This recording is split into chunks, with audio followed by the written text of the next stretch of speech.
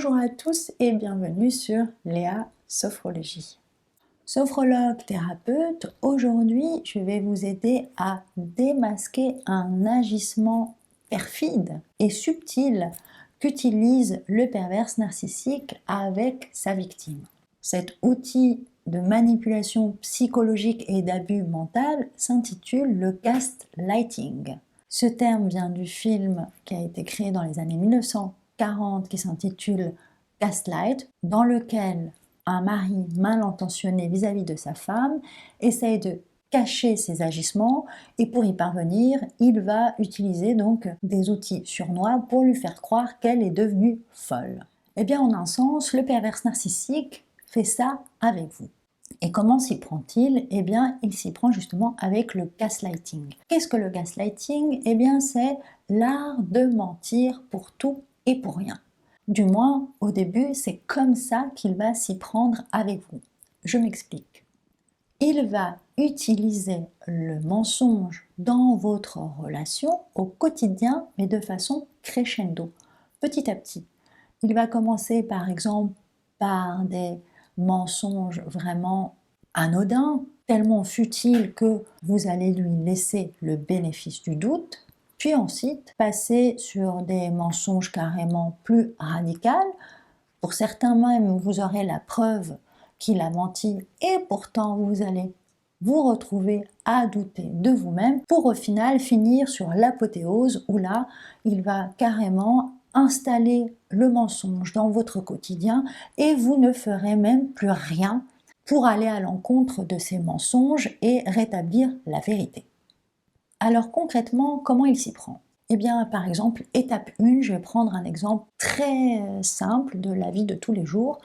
Le pervers narcissique part en course, vous lui demandez naïvement de vous prendre des yaourts à la fraise. Il va rentrer bien entendu, mais avec des yaourts à la framboise.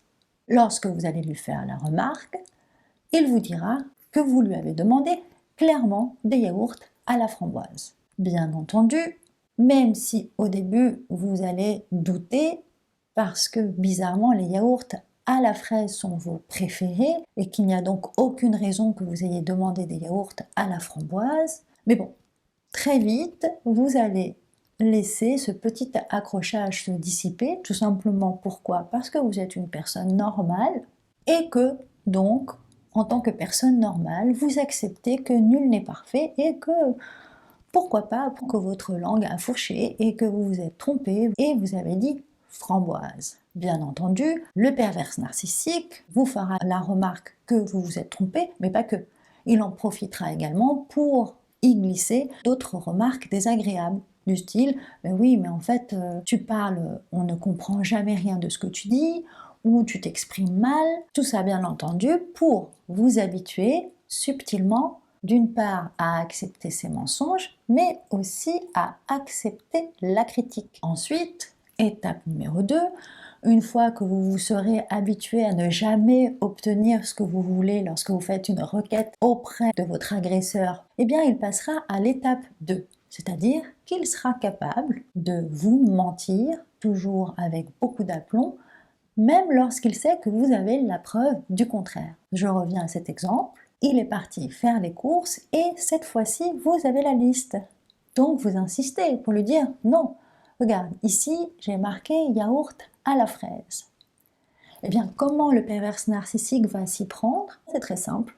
Il va faire comme précédemment, insister, s'énerver un peu avec vous, être un peu plus agressif, jouer également de la mauvaise foi, vous dire par exemple que vous écrivez tellement mal qu'on aperçoit plutôt framboise au lieu de fraise. Ou alors vous dire « je n'ai même pas lu la liste, de toute façon je t'ai écouté, tu m'as dit framboise au lieu de fraise ». Et en plus il en profitera toujours également pour induire des phrases négatives vous concernant, pour vous habituer déjà à bien comprendre que vous êtes incompétent et à accepter que vous êtes bête et que vous êtes trompé. Et il va le faire avec tellement de conviction, tellement d'aplomb, à tel point que vous-même, en regardant cette liste, vous vous demandez si effectivement on ne peut pas apercevoir plutôt framboise au lieu de fraise, ou bien si effectivement, lorsque vous lui avez dit oralement, vous vous êtes pas trompé et vous lui auriez plutôt dit framboise.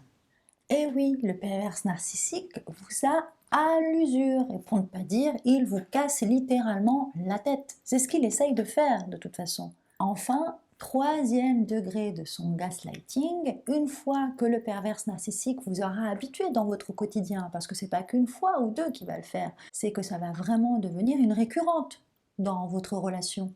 Vous aurez fini par prendre l'habitude de n'obtenir jamais ce que vous voulez, de vous tromper toujours.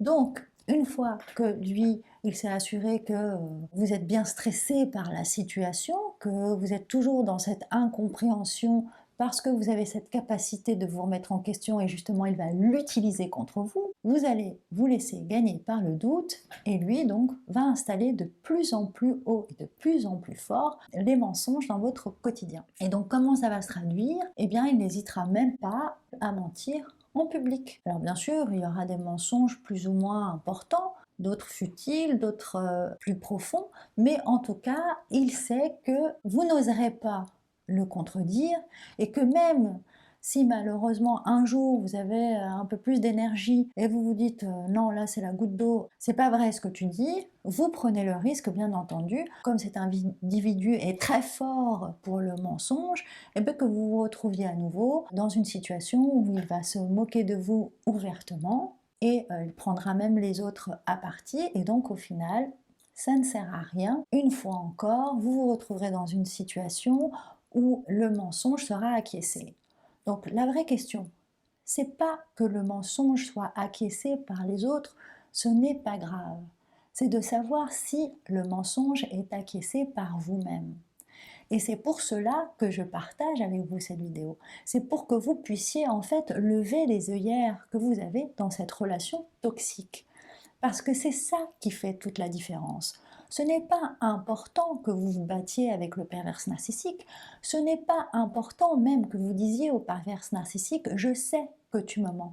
C'est à vous-même que vous devez le dire, parce que c'est uniquement comme cela que vous trouverez la force de dire stop à la relation. Parce que le but de tous ces mensonges, ce n'est pas de vous habituer à écouter des mensonges et puis à laisser faire. Non, c'est de vous habituer à avoir une mauvaise image de vous.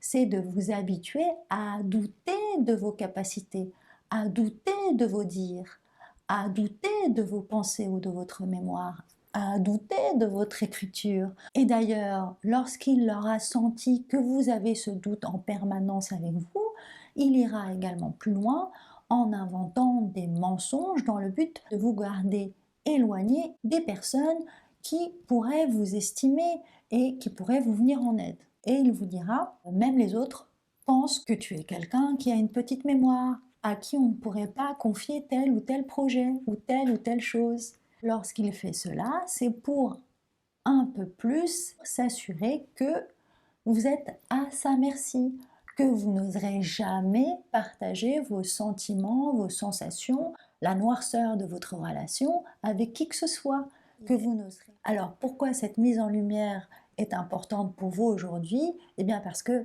elle va vous permettre petit à petit de retrouver confiance en vous, en ce que vous dites, en ce que vous pensez, en ce que vous faites. Vous allez réapprendre également à vous reconnecter à votre petite voix intérieure qui vous dit ici ça sent pas bon, c'est pas normal. Et donc même si vous laissez parler votre agresseur, vous écoutez votre voix intérieure qui vous veut du bien, vous allez devenir également de plus en plus indépendant de votre agresseur. Ce qui fait qu'un jour, je vous le souhaite, vous trouverez la force de dire stop et vous vous libérez donc de toutes les angoisses, de toute l'anxiété, de toute la tristesse que générait cette relation malsaine. Cette vidéo est à présent terminée, donc je vous remercie infiniment pour votre écoute et ces échanges. Donc si cette vidéo vous a plu, n'hésitez pas à laisser des commentaires, à liker et à vous abonner. On se retrouve également sur leasophrologie.fr si vous désirez prendre un rendez-vous. Je vous dis à bientôt